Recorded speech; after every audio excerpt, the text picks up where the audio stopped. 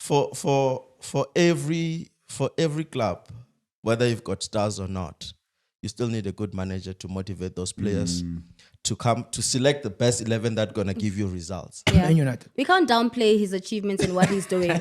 He's doing things right. We can't downplay it. And I think we get too comfortable in just, But also, I was having a conversation with the guys, a random one, a couple of days ago, and tell me what your sentiments are with this one. And they were adamant, Uguti, Mamelodi Sundowns, Batimoshi League.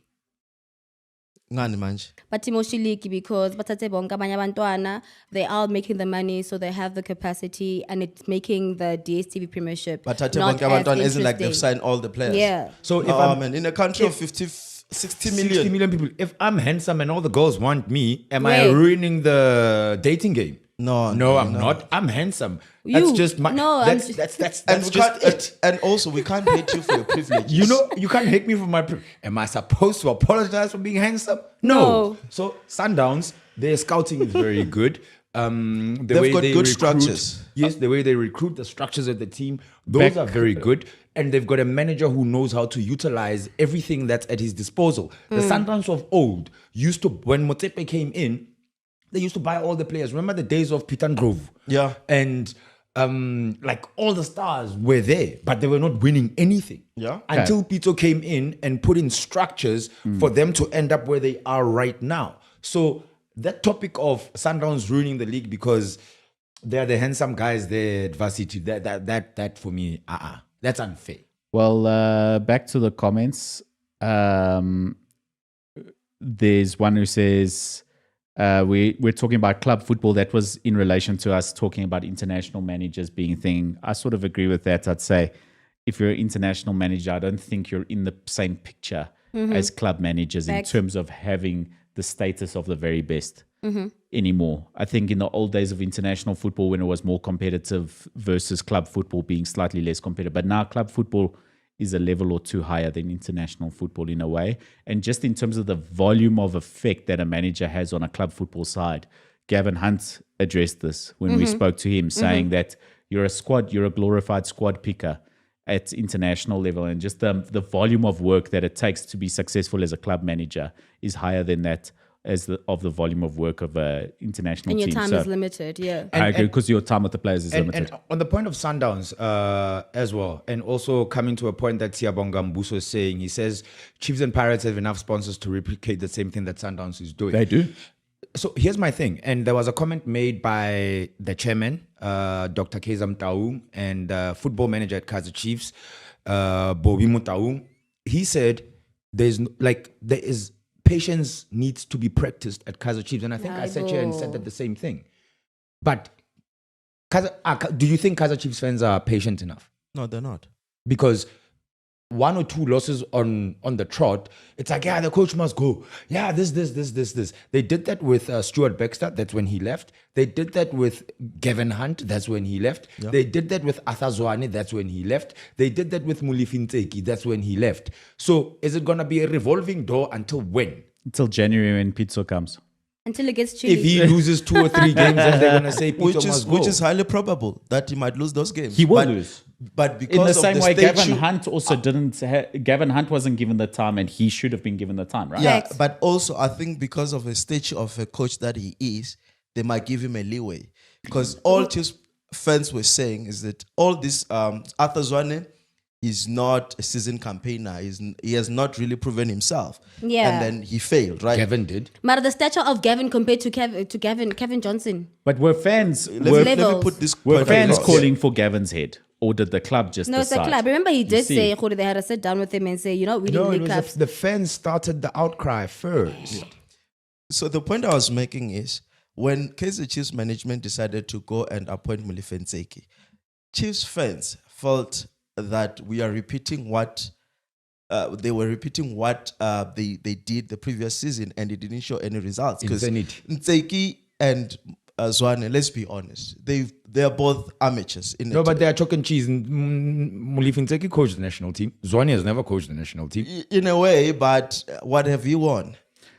Well, what does he have to show for him to get that job at Kaizer Chiefs? One of the biggest club in Southern Africa. On the same note, when Rulani was appointed coach, what had he won? Rulani Mukwena. Yes. But remember, Rulani, it's a different story because he was part of the structures. He was learning from Yes. Pitso Musimane, Yes. who he had for the longest time. Even that Yeah, part. it's a good it's a good strategy for clubs to promote internally when you're on a path of success. When you're on a path where you decide that you need substantial change, to promote internally is not going to make sense for Kaizer Chiefs right now. They've done so with Kevin, but that's temporary basis. The idea is that that's a temporary basis. Yeah. So to promote from internally, I agree with you. When the structure of the club is currently successful, when the trajectory that you're on is currently successful, makes sense to promote internally and keep that continuity. Yeah. But Kaizer Chief needs change. Yeah. But they are what's- playing Swallows the next match, then Polokwane, then Richards Bay. What so we changed, are going guys? to then see what Kevin is What bringing to the changed? table. Like what change? In terms of? No. Marco mentioned that Kaizer Chiefs needs change. And for the record, Ike Matlakala, Sundowns is not hurting me. Trust me. It's not. Anyway. What change is needed at Chiefs? Because Goals. clearly the coach changing is not helping. Yeah, and again, what has Kevin Johnson achieved? me, I'm saying, Eh? If we're being frank. He was an assistant to Peter Musimane. yeah, at but what has he Al-Ahly. changed is the question. At Al-Ahly, and he won the Egyptian league. As an I assistant. think he I also think- won the Assistant. same as Rulani. You see now, it's the argument that No, we but just what I'm made. saying, Rulani was there. Kaizer Chiefs is not Al-Ahly.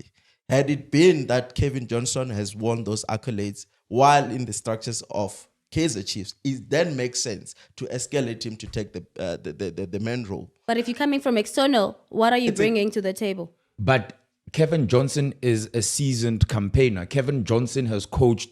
Geez, he was at Platinum Stars at some My man, point. what has he won? Answer That man. the ask. Okay, but He probably has a Telecom knockout cup. what I will something. say- And then you go I and, actually think and that- manage Kaizer Chiefs. But the appointment is actually But a it's good one interim on an also. interim basis. I Yeah. think that's the key. He's He's a interim. good appointment to just sure the ship. Like you said, a seasoned campaigner, lots of experience. Just come in, sure the ship while we decide which direction we're going And to then go. you Mara, blame may I Kaizer say- Chiefs fans Yes, Mara, also, when they feel disgruntled. I think we're not also considering and also mentioning something that, and I mean, Gavin at some point touched on this, that administratively or the board or the powers that be also sometimes then meddle in what a coach is trying to accomplish. And that could also be one of the challenges that a coach is going through. And he might not be vocal about it, but that could also be something. In fact, Yabon, Ntlantla saying the problem is Kaizer Chiefs board, not the team or the brand. He's saying that. Okay, so let's. I think we're going to run out of time here. So let's travel south. Let's travel south in South Africa still. Ernst Medendorp, Len Moleko, Cape Town Spurs. Good appointment. I mean, It's very good appointment. What does he want?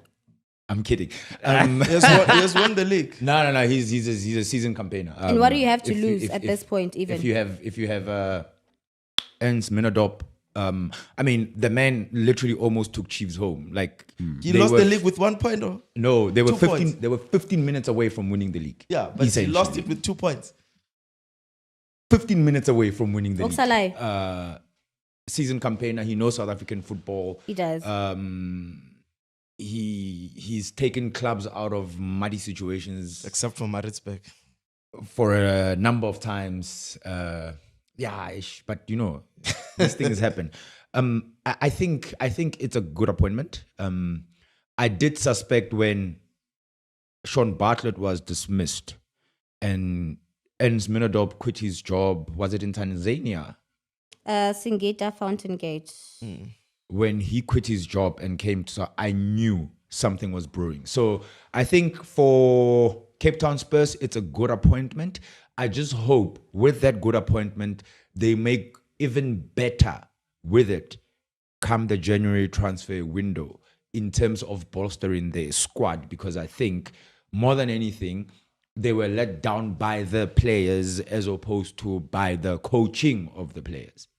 Well, I think it'll be easy to create some sort of improvement from where they are in terms of the league table. Exactly. But in terms of the turn in form since Shauwn Bartlett left the club has been not okay. I won't say performances. Oh, they beat Pirates. They had the one, but they lost. You just they had to lost, slot it in there, Len. but then they lost the following two. No, I just had to slip that one in. Yeah, that one was just a cheeky necessary. Push up. Imagine as Cape Town Spurs, like your accolade so far is beating Pirates. And if you look at it as it stands in the DStv Premiership, 10 losses, 1 win. Bottom of the table, 6 points behind Richards Bay. Struggling. but the thing is, 6 points is not a lot. Well, But even the 6 points where you're doesn't keep finding you yourself, safe. exactly. It keeps you from going immediately down.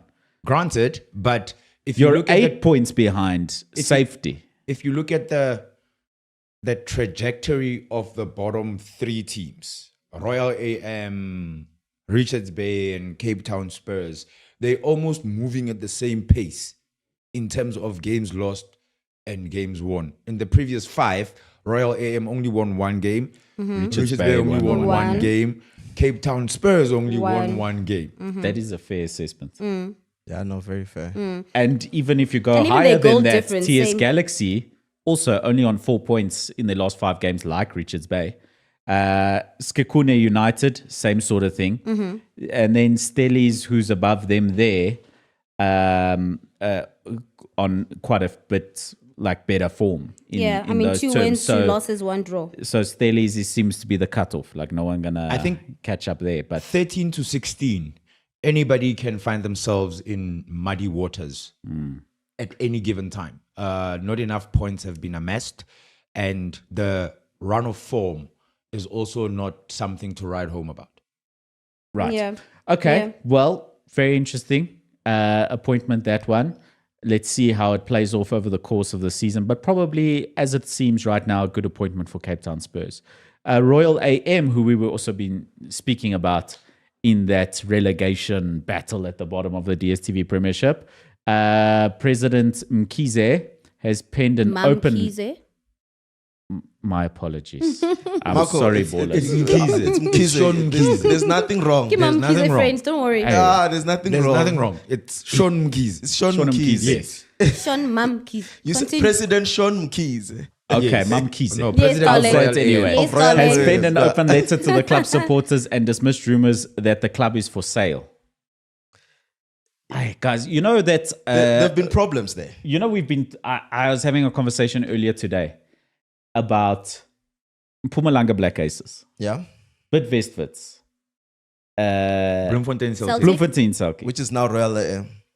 I mean, where are the franchises? They're gone. We've spoken about this Yeah. at One- nauseum. One thing that I've noticed with all those teams that you've mentioned, it starts like this. Am I wrong, Len? Somebody says, like, it starts as a rumor. It's like the transfer window. Yeah, it's like a transfer And then window. the club's like, no. We're not Even selling. when Bidvest was sold, everybody thought it's not going to happen because those rumors surfaced, and everybody thought, no, there's no way that Bidvest is going to be sold. It's such an old club. It's got so much history, but where we are now. In fact, if But you I look think at we it, also struggle. Sorry, Lynn. I think sometimes in South African football, and this has been, our legacy, where a football team is normally a geographic or it's a family situation. And sometimes because we have our siblings, our kids and the like, who are then within the management structures, and they might not have the ability sometimes to take the team to the next level. So because it is a family situation, I think we struggle with being able to get people that are professional, that know how to run a situation. And I think that might be the case with Royal AM, where we have siblings, maybe family members or people that we're close to, as opposed to getting professionals to run the team. I think it's a it case works for with- sports agents for the big players in Europe. Their brother, their dad is their manager, the agent, yeah. or It's with a couple of teams where the situation is like that. Chiefs, Pirates, Sundowns. You Jomo can Cosmos. argue- Black Leopards. I'm talking about teams that are in the DStv Okay, Premiership. yeah. oh, sorry. Yes. Let's not speak down on others. We're not. You just did. Chiefs, Pirates, Sundowns. I think Amazulu is in that same boat because Zungu's daughter is the CEO of the club, if I'm not mistaken. I'm not sure about the setup at Sikukune. No, he's a business person. Chippa the United owner. as well, because the son is also Chile is Mpengesi's son is Mpengesi. something within the club structures. Cape Town Spurs, I know the Aristafio brothers are running the club. I don't know in terms of other management there. TS Galaxy, I think. Hey, you've gone through the whole league. Lee. Yeah, we get your point. Get it? What are you trying to say? You want to tell us he knows all the teams? No, I was trying to go to Tepi saying that it's not everybody in the league who is family run per se. There are some teams that actually function as Yes, of course. a I'm not normal saying team. that, but Yeah, I'm talking SuperSport, about, for in this instance. case, I'm talking about Royal AM. It's not a family team. Stellenbosch. Oh, Naki Waka Royal AM. Gore, we Stellenbosch, know, it's owned by Rupert. but that's a business on its own. And we know this. You're right. He owns Stellenbosch. You are right. I'm not going to Talking about big money football, women's football in Africa. Congratulations, Mamelodi Sundowns ladies. Yeah, they're for playing qualifying for the third time in the In a row. CAF Women's League final. Yeah, and I saw there's actually a feature docu on Netflix that's coming up. on the 22nd of November. Yeah, That's gonna be talking about their Banyana their style. Yeah, their journey to lifting the first one, eh? Yes, because they are playing in the third final. They lost one. The second one they lost. to the team that they beat in the semi-final, Rabat. Yeah. And it's so interesting that actually, like Sundowns, men, women, they're fighting it out against Moroccan teams. Like, interesting stuff. Yeah, it just But goes what to do show we- you where there's good structures. Yes. And I was about to say, sorry, Supesa, because I mean, the reality also is that there's Mamelodi Sundowns ladies, and then we have other teams. And I mean, in most cases, you find that the ladies that, ply their trade in the other teams still have to have a 9 to 5. They don't have enough time for training and.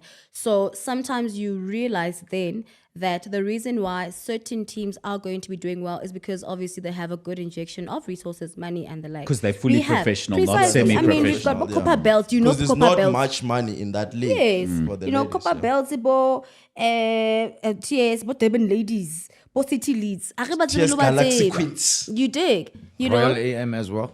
Yeah, I mean, we have like ladies that are also doing well, respectively, had they been, afforded the same opportunities or resources and the like, and not have to worry about a 9 to 5 and just focus on football. I promise you, then Mamelodi Sundowns would have big contenders.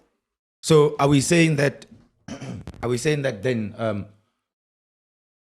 Because of the resources, that's the reason why Sundowns ladies are cut above the Len. rest. We're saying No, it's they're part of excellent, but I'm factor. saying the reason why the other part girls of are it. not there with the rest, with Mamelodi Sundowns ladies, is because there are things that are still lacking. It's Okay. a factor. It's a massive factor. That's Talking it. about silverware, away from the main ones that we think about all the time, glitzy, glamorous, women's CAF Awards ceremonies. CAF Awards 2023, some of the nominations for South African teams. National Team of the Year, Banyana. Of No course. surprise Coach there. of the Year, Coach Desiree Ellis. Goalkeeper of the Year, Andile Dlamini. And Kalen Swart. It's gonna We be, know who's gonna take it. it's gonna be an interesting one. Len, who do you think is gonna Ooh. take it? Because Andile did not play Yes. in the World Cup. That's like a yay. But she's performing It's excellently at- for at Sundowns club- ladies. at club level. Yes. And it is What the CAF what Awards. supersede what? Yeah. That's interesting. Ish. It's a tough one. Eh? But I think I would pick Andile above Caitlin. Okay. And then Young Player of the Year, Tubelile Shamasi. Guys, I'm struggling here. Interclub Player of the Year, Lebogan doing well. Ramalepe. And Player of the Year, Temi Katlana Katlana, Hilda. What a star. My guy. Hilda's performed well for Banyana as well. Yeah. And anyway, I'm not going to go through. Jermaine is And there. Andile Dlamini is also in Player of the Year as a nomination. So that's interesting. which might give you a tip of the goalkeeper hat there that you predicted, as Kalen Swart is not who else is nominated there? Is for Hilda player not there. there? Makhaya. Mahaya I is said, there. Oh, You did mention Makhaya. him, Jermaine is there. mention him, Refilwe Jani is there. Linda. So good luck. Makalo as well. Good luck to all And of Linda, the South by the African. way, Makhaya plays in South Korea.